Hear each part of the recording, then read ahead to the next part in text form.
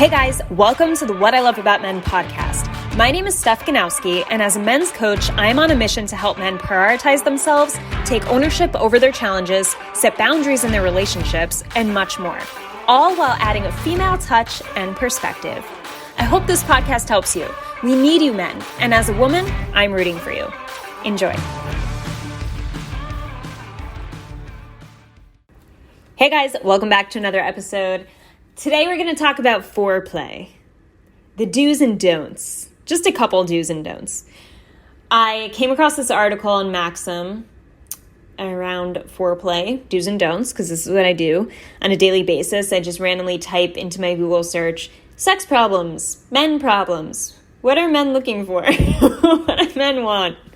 As I drink my coffee and live a normal life. But it's interesting and it's really helpful, and I wanted to share it with you and kind of expand upon these do's and don'ts. So when it comes to a lot of guys, at least the guys I've worked with, and most men I've spoken to and have been with, they don't, for the majority of the time, don't understand how essential foreplay is to creating a positive, amazing sexual relationship with someone. Whether that's a long-term relationship, whether it's short-term, whatever the case may be, foreplay is the answer. You got to remember, women are like ovens who take a while to heat up. We love the anticipation. We love the buildup of the warming, of the heating. And men are more like microwaves. It's kind of like, beep, beep, beep, 5 seconds later, okay, I'm ready. Let's go. So it's just way different the majority of the time in that sense. And it's important for you guys to know that, because if you can look at her perspective and understand her body from that perspective, it's like, all right, well, I got to start warming her up. If I want to have a good sexual relationship with her, what am I doing to warm her up versus just throw sex into the question out of nowhere, where she's most likely going to say no or just not be turned off enough to participate in it. So if you're getting like sexually rejected to this extent, go back to the question of how often am I initiating foreplay, and is it the foreplay that she wants? You know, do I know my partner enough, or have I tried to understand her enough to know what warms her up in order to get her heated and ready to go? So let's just cover a couple do's and don'ts on this Maxim article. The first don't when it comes to foreplay is you don't want to rush. So like I said, women are like ovens, take a while to heat up, and foreplay is all about that anticipation. It's all about that, I can't wait for it. It's gonna come. It's gonna be great. You know, like when you think about life, the journey, it's not the destination, it's the journey, right? And it's kind of like whenever you have something you look back on in your life, like, and you appreciate this like outcome or the outcome, what makes you proud about the outcome is always the process, right? Like, what was the journey to getting there? That's what really makes you feel something. You know, it's like, shit, that took 7 years and that was total sacrifice and dedication. Man, like I put in 7 years working on that, or like working towards that. Like, that's amazing. Like, that's what makes this outcome so great.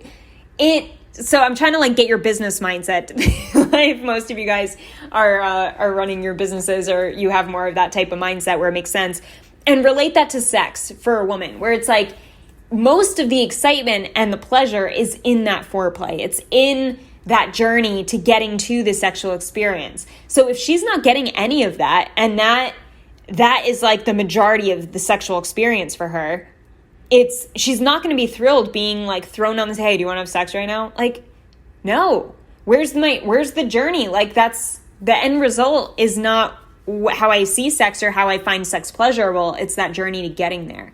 So it's about building that anticipation, and it's about teasing her to the point where she does beg you and she's so ready to go. And then you don't have the insecurity of wondering, like, does she want it?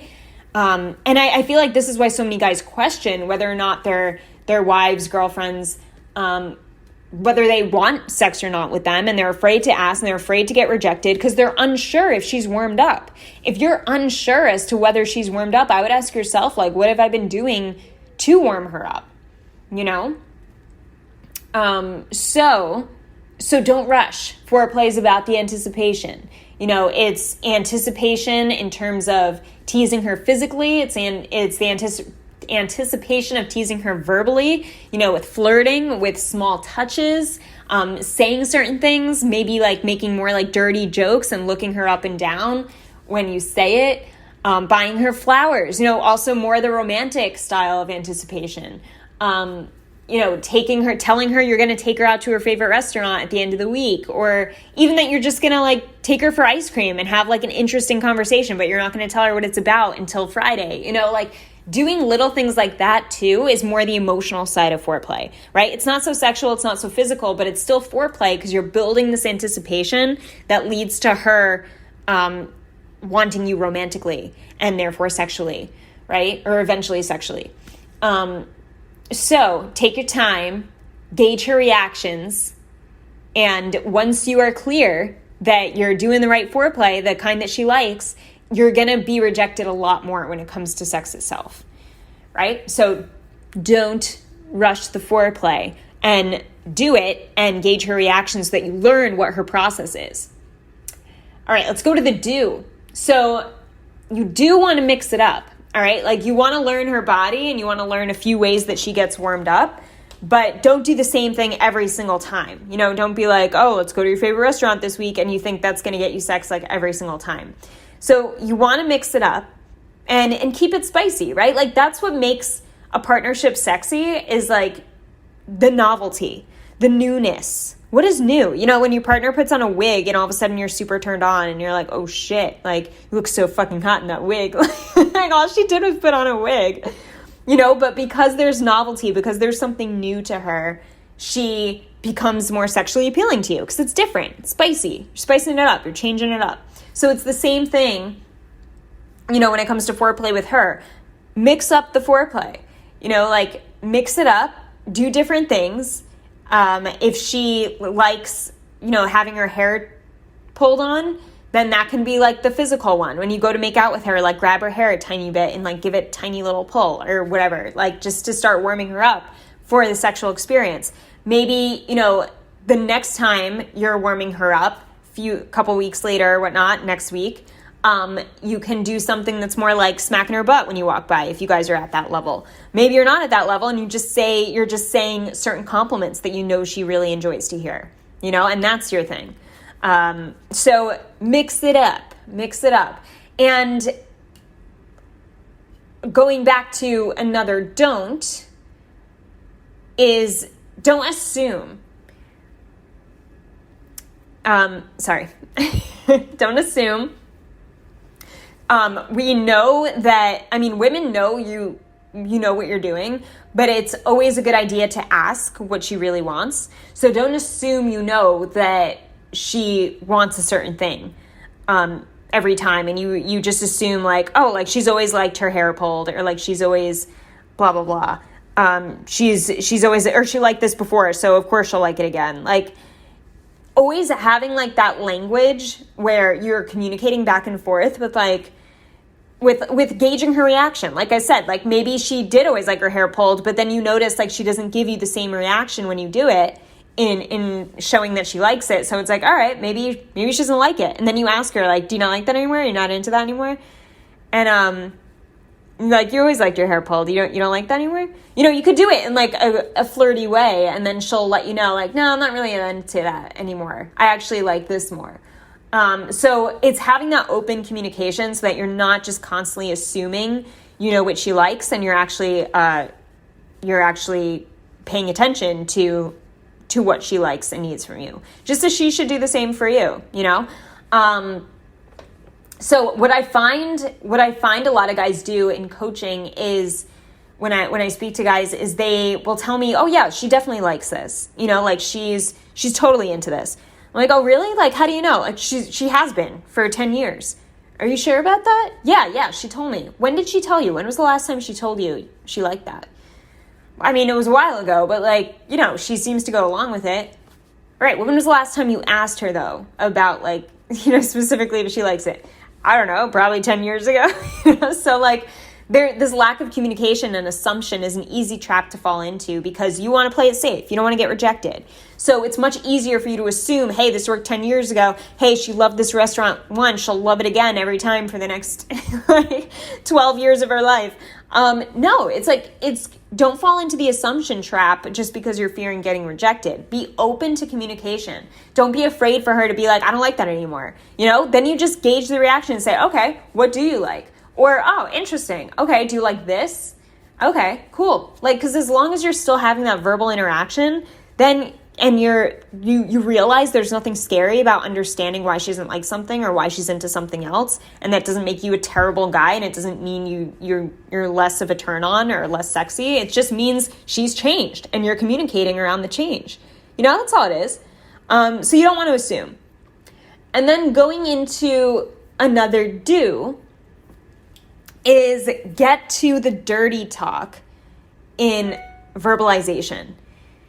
All right, so I think dirty talk is so underrated, guys, because if you learn how to use a specific tone, I say that it's underrated because I don't think enough people talk about the power it has to strengthen a relationship, and especially a sexual one, because when you're dirty talking, it's a way to verbally communicate while doing it in a sexy way. So even if there's something that's awkward, for using the example of the assumption, what, you don't like your hair pulled? You always fucking loved your hair pulled. What's that about? You don't like that anymore? Using a certain tone and kind of teasing her while you're saying it and looking at her a certain way, the talk just amplifies the communication, And since you have to verbally communicate anyway, because that's the best way to understand what she's looking for and what she likes, might as well do it in a sexy way. Dirty talk doesn't always have to be, I want to fuck you. Dirty talk can be at communicating and understanding a boundary or understanding what she wants in a tone that's sexually appealing. While you have the body language to go along with it. Where it's looking at her up and down, or holding her close when you ask her, or looking at her deep in the eyes and kind of smirking while you say it. There's so much that you can play with, and then once you have the words to match, it's whoa, holy shit. And I think a lot of guys forget to use this skill of dirty talk and tonality for their advantage because you fear getting rejected and you don't want to look like an idiot. If you say something in a sexy, using your sexy voice, and then you're rejected, it's oh, fuck, I should never do that again. Or that was embarrassing. No, it's not embarrassing. It's the sexual part of you. It's the sexy part of you. That's all it is, and the more you use that and the more confident you are in that, and the more you can communicate, having a sexual conversation about likes and dislikes, in the moment, or especially in bed, do you like that? It's different than, is it okay? Is it okay that I do this? Are you comfortable right now? One comes across robotic and one is yeah, you fucking like that. It's totally different perception of it, right? One is turning her on, one is making her feel awkward about the situation. So of course there's a time and a place for dirty talk. But you guys know your partner, and when it's appropriate, but I would challenge yourself to use it more. If not speaking actual dirty things, kind of test your tonality. What's your pitch? What is your tone? What's the volume you use when you're saying something sexy versus when you're saying something that's just normal? Use it to your advantage because it could be so powerful. So that's what I'm going to leave you with, guys, because I don't want to throw too much at you. I think that's also the end of the article. So that's all I got right now. Because I just came across it and I was oh, this is interesting. This will probably help them. So the do's and don'ts of foreplay, go back and listen to it again. I think you guys would benefit so much in your sex lives if you paid more attention to this whole topic of foreplay in general. How much are you engaging in foreplay now? How much effort are you putting towards it? Because there's probably a high correlation between that and your sex life. And if you feel this is a lot of work and you're Jesus, why am I doing all this work for her? What is she doing for me? Men want foreplay too. It's not to say that men need time to get in the zone. I mean, most men, when they explain it to me, they're like, they're ready to go. But I do have clients, and I'm working with a couple right now, and the guy is telling me, I want like at least some like emotional, I want some like emotional connection before we just like go and do it. So when it comes to that type of thing, it's like, that's emotional foreplay. And like, you guys should have that too. So if you're not getting that, that's about having a conversation and being open to how your partner feels about it, and seeing what reaction you get from them. Because the only way you're going to solve these issues in your relationship or in your sex life is to communicate around them, right? And if you're always terrified of getting rejected, you're never going to communicate, and then you will never solve the issue. So what are you doing to communicate? How often are you initiating foreplay? And just start there. Start there. Good luck. Have fun. And I'll be here to support you along the way. So that's it for today. Have an amazing morning, evening, or night, wherever you are in the world. And I'll talk to you soon.